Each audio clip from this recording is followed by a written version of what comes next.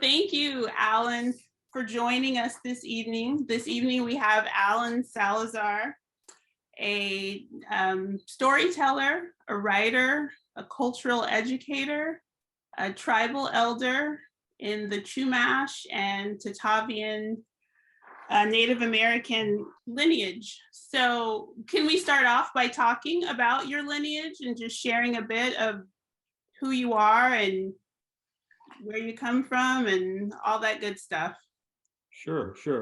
Hamanat Netawan, Alan Salazar, Sekha Nukasin,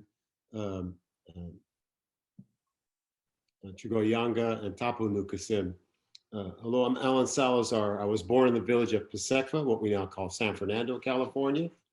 And I trace back my Tataviam and Chumash ancestry to two villages.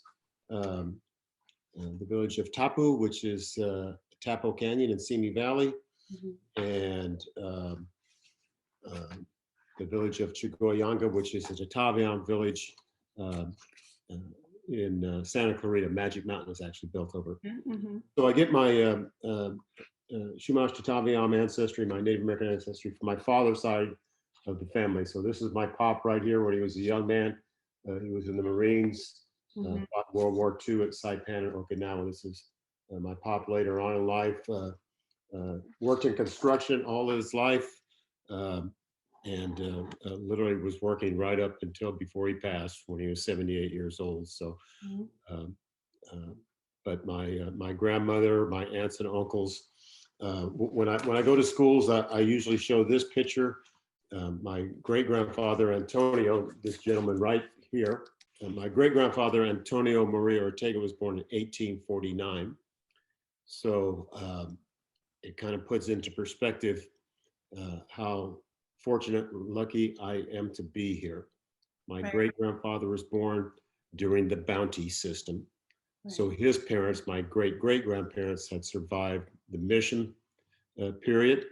And my great-grandfather, as I tell young kids, someone could have killed my great-grandfather when he was a young man, when he was a child, and they wouldn't have been sent to jail or to prison. They would have been paid a bounty. So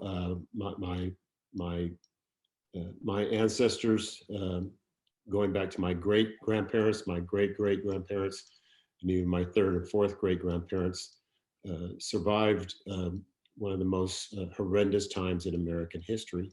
So I just consider myself lucky to be here. And someone asked me about this last night. As an elder, what responsibility is it being an elder?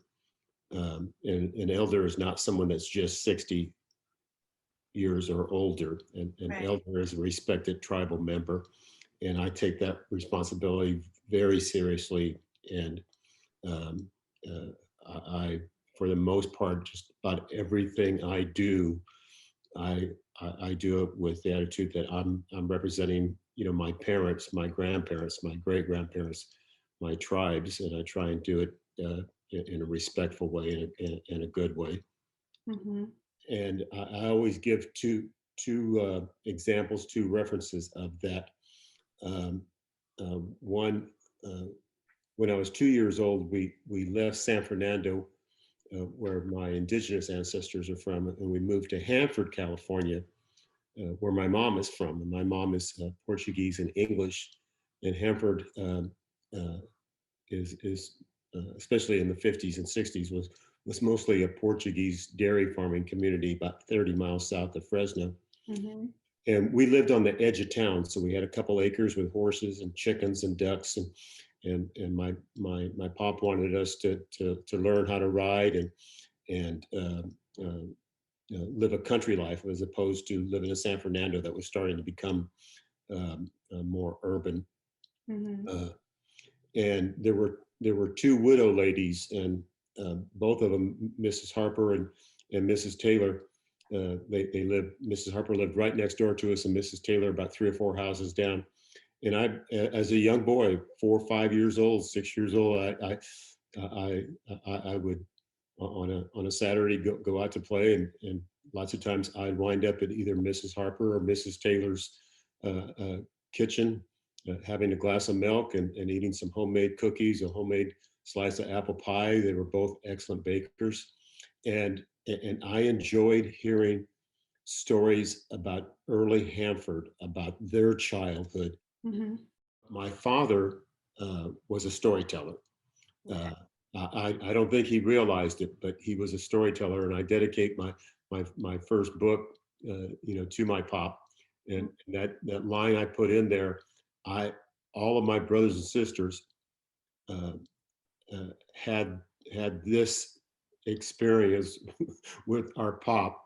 He would start a story. Did I ever tell you about the time that Joe Barron and I went deer hunting? I go, yes, Pop, you've told me that story a dozen times. He goes, well, it was a cold winter day. The tule fog had rolled in really thick. We couldn't see our hands, and I enjoyed the story the 13th time as much as I did the first time. So when did it go from you being the listener to you being in the position to actually share the stories? So in the early 70s, I was one of the few male preschool teachers, and I realized story time was a natural fit for me. I watched a previous interview or where you were sharing online, and you talked about something that struck me. You talked about sitting under an oak tree, and you encourage people to do that. Can you share a little bit with us just about that practice, when you realized it was important to you and kind of how it affects your creativity? And I've always felt that because oak trees live, 200, 300, sometimes even 400 years old, that, to sit underneath the oak tree is just a special feeling. One of my favorite stories was the giving tree. Mm-hmm. There is in the description for one of your books, this stood out to me. It's the idea that in order for tribal cultures to survive, we must sing new songs and tell new stories. So how did that belief inspire the writing of your creation story, or Tata the Tatavian Tohi? For years and years, I've been going, yeah, I need to write my own stories, and publish them. And I just couldn't find an artist to work with. And then I met Mona Lewis, who's this wonderful artist. Fell in love with her, and uh, we decided during the pandemic that let's spend the time writing books. I'll write the stories and tribal history, and Mona would do these beautiful illustrations with ochres and all native local natural sources, the way tribal people made paints for thousands and thousands of years. And when I sat down and go, okay, what stories do I want to write and tell? There's dozens and dozens of Chumash stories, and I know them. I tell them all the time. It'd be easy to write those. And I realized there are no Tataviam stories. Mm-hmm. With the Tataviam, we are a very small tribe. We were close to extinction. There was less than, they think, less than 50 at one point in the early 1900s of Fernandino Tataviam. Tribal people left. We barely survived the mission and the bounty system. So most of our language is lost. Most of our stories are lost. There's 2 or 3, I think, out there, stories. But like I said, there's literally dozens and dozens of Chumash stories. I would have no problem coming up with those, but I thought, I'm going to write my own original stories, and I'll write them in the spirit of my Tataviam ancestors. So I literally, as I'm writing the story, and I come up with the rough draft, and then I start editing it, and I go, oh, I'm going to change the ending. I don't like that ending. I think this ending would be better. I literally try and go, okay, what would my great grandfather, how would he have told a story about a small towy bird?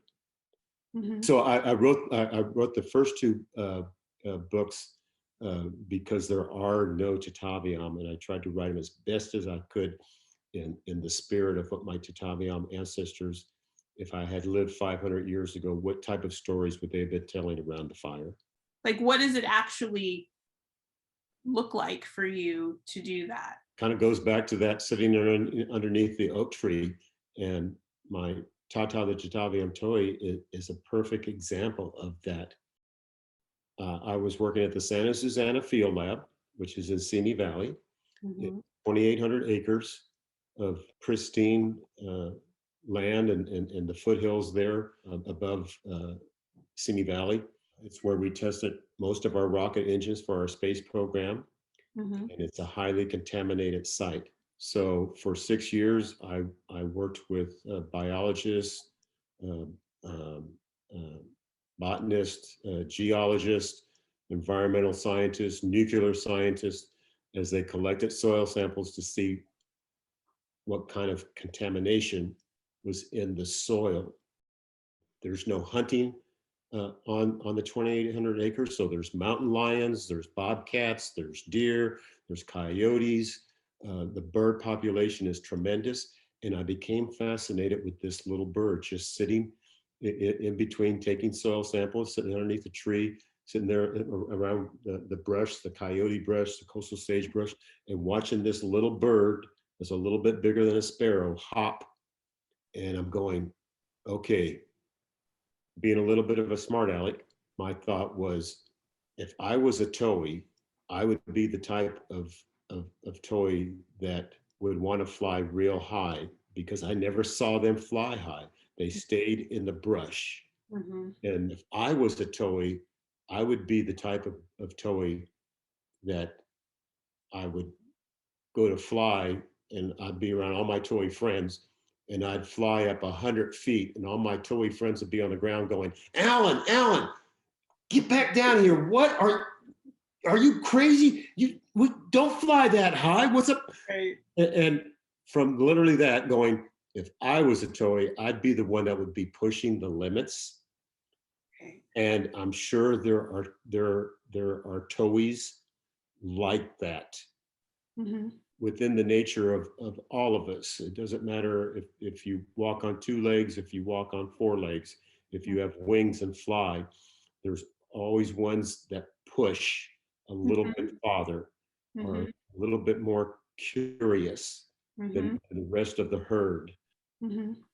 I think that's one of the big differences between tribal cultures and the quote civilized cultures. That the civilized cultures, when the European cultures came over, and even the Russians, they all felt that as humans, we're the only ones that are intelligent enough to go, I'm going to climb to the top of that mountain. They go, that's Mount Everest. You can't climb to the top of that. Yes, I can. Right. And they accept that challenge. And there's some cultures that think it's only humans that have that intellect, that reasoning, that want to accept challenge, want to push yourself. What can I do? What can I make that will help us get these large rocks from here 30 miles over to where we're going to build a castle or whatever. Right. Expansion. And I think within native cultures, we think the animals are like that too. Animals that go, oh, I'm an adventurer. Because the spirit is there, right? Yeah. Yes. The spirit is there. Yeah. So that's what I mean by in the spirit of my tribal ancestors, that mentality. We've just barely started acknowledging that tribal people like myself live in the same world as Donald Trump and Joe Biden. Right. That we drive cars, we live in condos. Like you have a modern life, right? That Right. we do our hunting and gathering at Vaughn's and Whole Foods now. Um, uh, uh, Everybody's story is important. Everyone's contribution is important. And I think we can we can move forward. I'm going to use the faster if more people are involved. yes, exactly. We're the greatest. I think America is the greatest country in the world today, and we could be even greater if if we didn't do this with certain people. Right. We're not all that we can be. Yes. And If we release the young minds, the young minds of color, the yes, women having the same opportunities that men have in the business world and in politics, just think what we could be in 20 years from now. And we're the greatest country already. We can be just beyond anyone's belief. We haven't tapped all of our resources, and I'm not talking about mining and everything. I'm talking about people. no, we're talking about people, just Yes. the human spirit and the human mind and all that we're capable of doing. Yes. Being. So would you like to go ahead and share the creation story or whatever story you want to share? Yeah, because I've been talking. We've been talking about Tata. Oh, I'd love to hear about The Tataviam creation story is my own original story, and it truly is written in the spirit of my ancestors, and some was just from my observation of my grandmother and my aunts and uncles and how they lived and what they believed, and then also researching my tribe. So I know that my Tataviam tribe, like the Chumash tribe, also were clan people. They had animal clans, eagle clans, coyote clan, bear clan, and they used the animals as teachers. So I consider myself a teacher.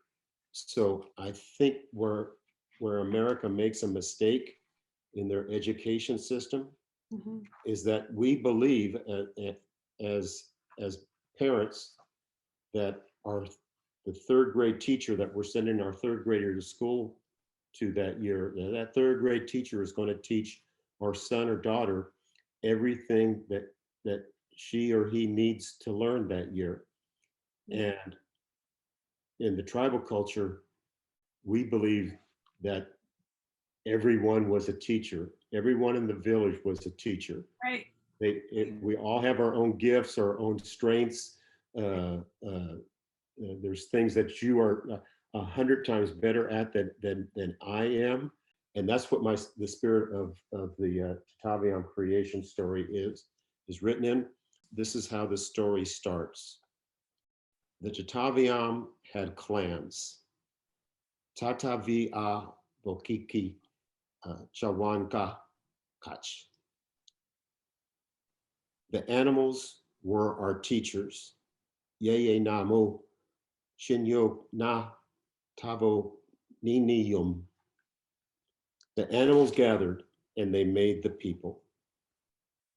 Yeye Namo Iyokum Kinamo Takta Mi Ichu Kin. So I start the book with those three phrases, and then the Tataviam words for the Tataviam had clans.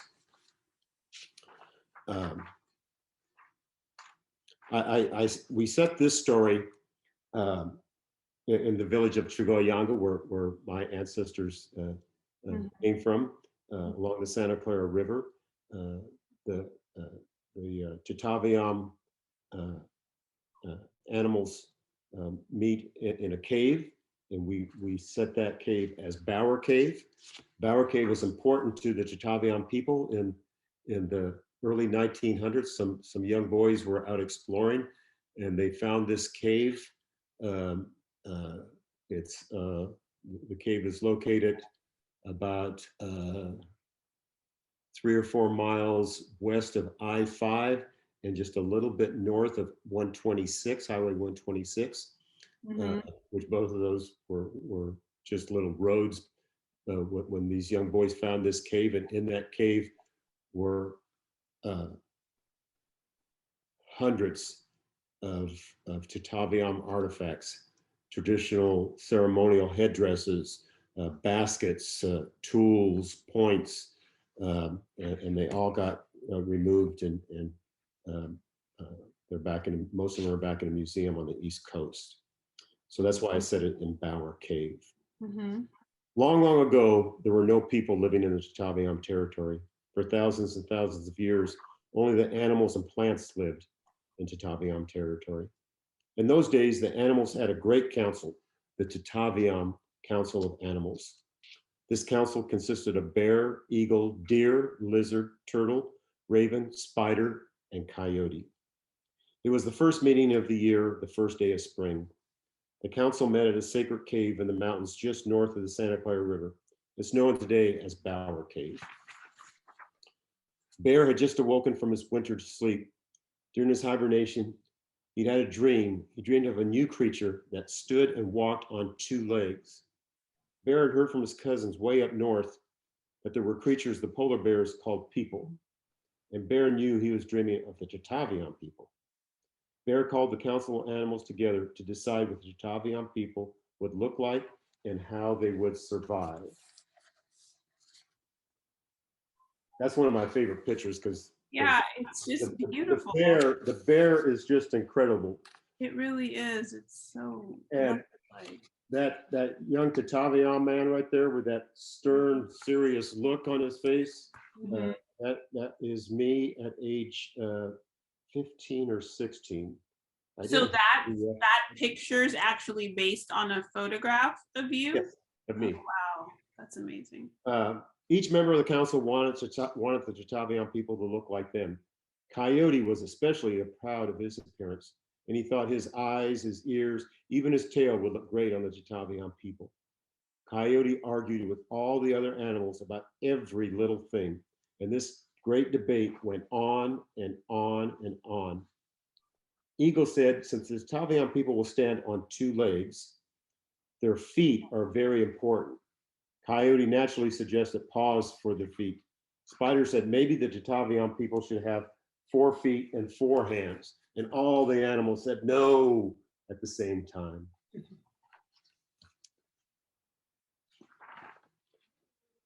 But Eagle knew who had the best feet. Eagle asked Bear to show everyone his feet.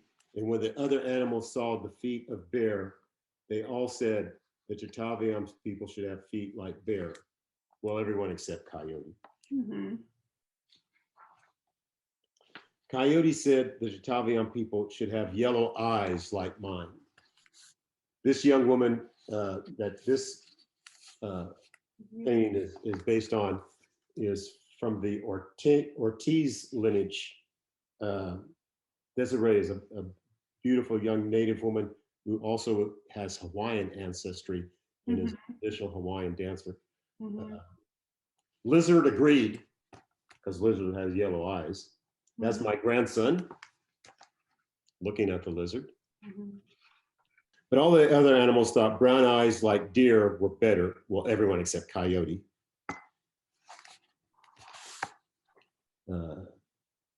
That's Ben Cook from the Cook Garcia lineage right there. So we have tribal members throughout the whole story. Then Coyote said the Tataviam people should have a tail like mine. Turtle said, no, a tail like mine. And Bear stood up and said, no, the Tataviam people should have no tail. We have to keep some things that will be special for us. And all the animals agreed, except Coyote. Then Turtle stood up as tall as she could and said, what about color? Coyote jumped up and said the Tataviam people should be a little grayish, a little reddish, a little tan, maybe some beige with a little white and black scattered about. And Turtle said, so Coyote, you want them to have your colors. I think they should be just one color. And Turtle slowly looked all around. She looked at all the animals. She looked at all the plants, the sky, the clouds, everything. And then she looked at the ground they all stood on. And Turtle said, I think the brown color of Mother Earth is so beautiful. I think the Tataviam people should be brown. We all come from Mother Earth, and so do the Tataviam people. So we should all be brown. And all the animals agreed. Well, everyone except Coyote. After several days and several nights, the Tataviam Council of Animals had decided on everything about the Tataviam people. The animals were all very happy. Well, everyone except Coyote. Deer said, our work is done. May we go home? And just then, Raven cawed and cawed as loud as he could. And Raven, who had sat quietly during the whole meeting, said the Tataviam people should also have something else from all of the animals. And Bear, with a confused look, said, what are you talking about? We've decided everything about the Tataviam people, from head to toe, everything. And Raven cawed and cawed again. He said, all of us have our own gift, our own power, our own spirit. We are all teachers. We teach our young how to survive. We teach how to hunt in a good way. We teach how to gather plants in a respectful way. We teach which plants are for food and which are for medicine. I think the Tataviam people should have the gifts, the powers, and the spirits of us. Some of the Tataviam people will have raven spirit, some will have bear spirit, some eagle spirit, some lizard spirit, some turtle spirit, some deer spirit, some spider spirit, and most importantly, some will have coyote spirit. Raven continued, the Tataviam people will be fast, slow, tall, short, fierce, timid, hardworking, intelligent, beautiful, playful, strong, and clever. Clever like me? Yes, clever like you, Coyote. And all the animals agreed, even Coyote.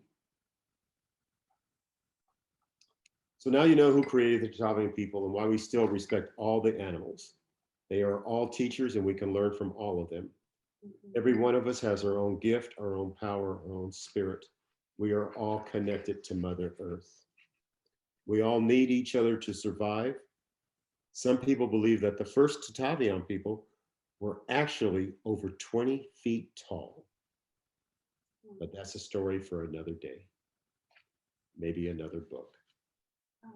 So in the book, we have explanations about animals as teachers, you know, what we can learn from bear and spider.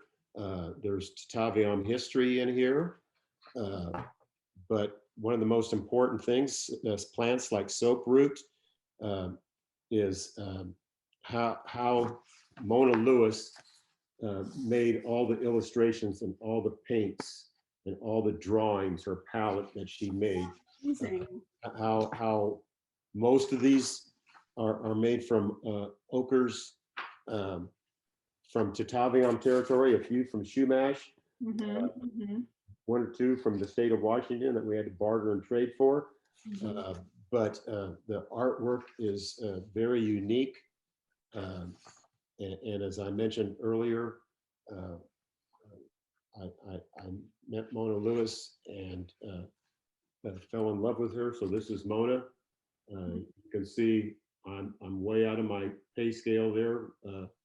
So besides being a beautiful woman, she's an extremely talented artist.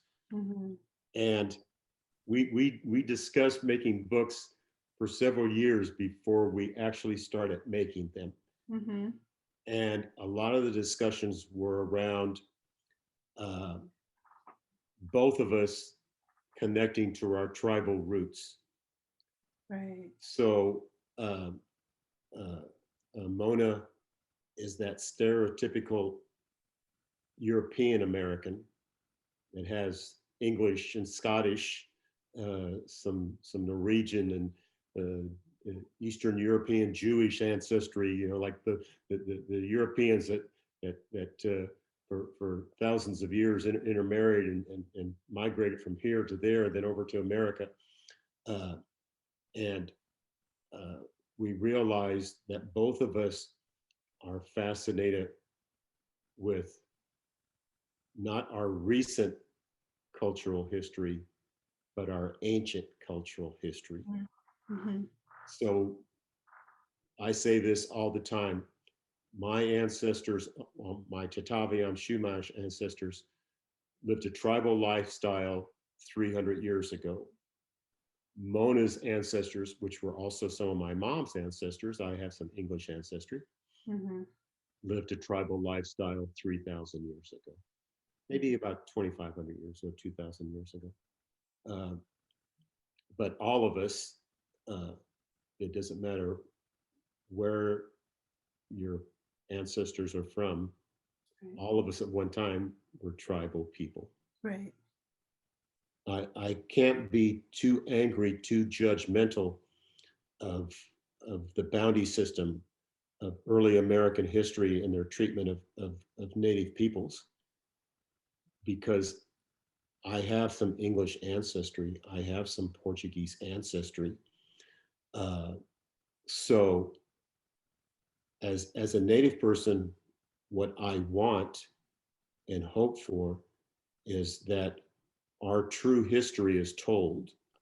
In the last year, I've probably spoke to easily 30 different groups, 30 or 40 different groups, libraries, schools, and groups. And I'll ask how many people have heard of the bounty system. I always have, usually none, and at most one or two people will raise their hand.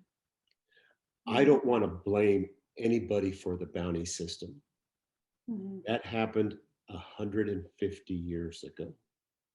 I just want the story told that my tribal ancestors almost were extinct, but did the the the the, the settlers that are here in Ventura, the McGraths are a well-known family in Ventura County.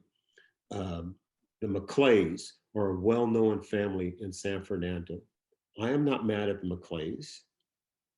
The McClays today did not do anything to me. Mm-hmm. I'm not blaming anybody today. I just want the true history told. And then there's probably more people like me that have some Native ancestry and some English ancestry than there are people out there that are 100% Native or 100% English. Mm-hmm. We all started to intermarry. Right. There are very few people that are 100% anything. So Yeah. at this point, Yeah. like you said, it's about how do we collectively include everyone and move forward and make this country the absolute best it can be. Yes, there's always that Always great. complexities. Yeah. It's great. And I find that extremely fascinating. And we have to learn how to figure out how to navigate around those. Right. So I just want to thank you so much for your time, and thank you for what you have brought into the world and what you're sharing with the world. It's appreciated. My true dream is I just hope to inspire, if I can inspire 1, 2, 3, or 4 young writers, young Native writers, to start writing tribal stories. Thank you. Have a great evening. You too. Bye-bye. Bye.